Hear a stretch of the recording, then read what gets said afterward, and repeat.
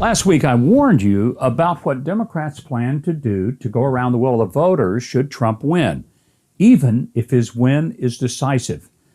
I encourage you to vote in person to make as sure as you possibly can that your vote will count. And be ready for anything after the votes start coming in. That's especially true if your state is considered a swing state. Democrats aren't even bothering to be secretive about their plans. Madame Defarge herself, Hillary, says that under no circumstances should Joe Biden concede. And the Washington Post ran an op-ed saying that only if Biden won in a landslide, there would be no rioting and looting afterwards. It was kind of like saying, vote for us, the looters and rioters, so your life won't be destroyed by looting and rioting. Well, since I brought you that story, the threat has been clarified even more. What the left is trying to do now is straight out of a George Orwell novel. You recall that in 1984, the Ministry of Truth is actually in charge of just the opposite, meaning a fiction.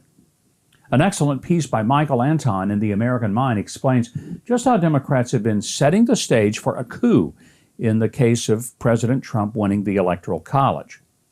Michael Anton's piece is a must-read. Over the summer, Democrats and the media, but I repeat myself, began laying the groundwork by suggesting that President Trump wouldn't go quietly if he lost. In fact, they alleged that the military might have to save us from him.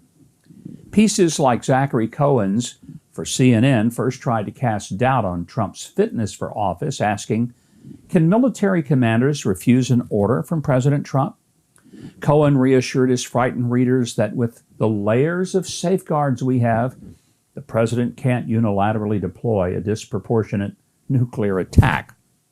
Even a couple of retired Army officers got on the bandwagon, writing a completely crazy story to further the hypothetical scenario of Trump playing dictator and refusing to leave the White House, even if he loses. Now, this is based on nothing other than Trump warning about mail-in ballots and election fraud. Here's a news flash.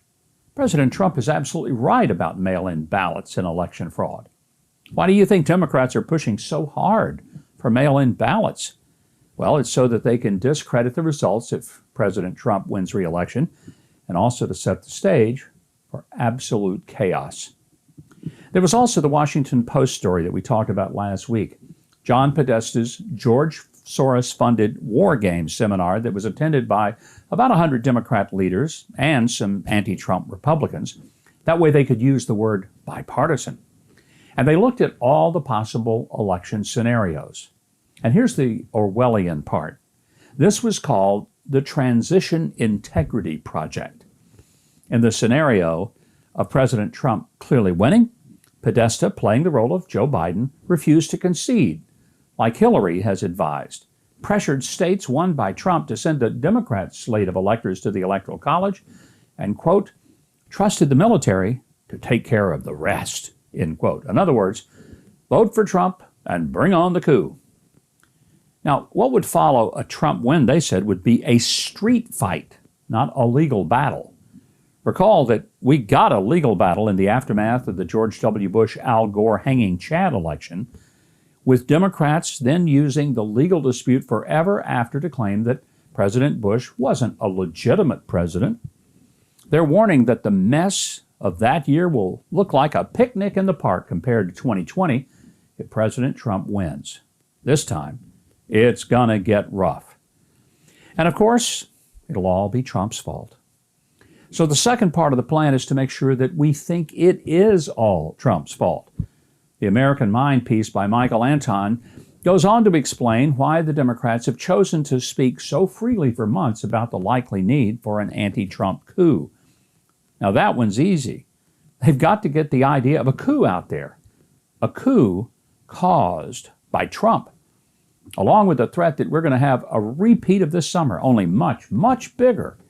And then when the time comes, crank the propaganda to eardrum-shattering decibels and fill the streets of every major city with protesters. Shut down the country and allow only one message to be heard. Trump must go. And you know the media is going to do it, blaming Trump for the whole mess. how they work. So how does the Trump administration prepare for a clear electoral win in which Biden won't concede when Democrats are already busy twisting the story into the opposite of that? Maybe the Republicans need to play out their own war game scenario. In case there is a coup, they also need a clear idea of who is on their side. And the president needs ways to communicate with the American people that can go around most of the major media. Tweets won't do it. He'll be banned, of course. President Trump had better be ready, and we need to be warning about this from now until Election Day. I believe, just as I did in 2016, that President Trump will win, but it'll have to be a landslide to overcome the inevitable mail-in ballot fraud. But he will win. I just don't believe that many Americans have utterly lost their minds. Democrats will insist that Joe Biden really won and that any coup is Trump's fault. But it's a lie they've been setting up for months. Well, thanks so much for watching, and I hope you'll subscribe to the channel below and click the notification bell. Be sure to leave a like and a comment, and consider sharing this video as well. And if you want more of my news analysis and commentary, you can sign up for my totally free newsletter at MikeHuckabee.com. Comes to you twice a day. And if you haven't picked up a copy of my latest book, do it today. It's called 3 C's That Made America Great: Christianity, Capitalism, and the Constitution. It's available at Barnes & Noble, Books A Million, Amazon, and at HuckabeeBooks.com. You'll get a treasure trove of information about what really are the underpinnings of our country. That's it for this edition of The Breakdown. I'm Mike Huckabee.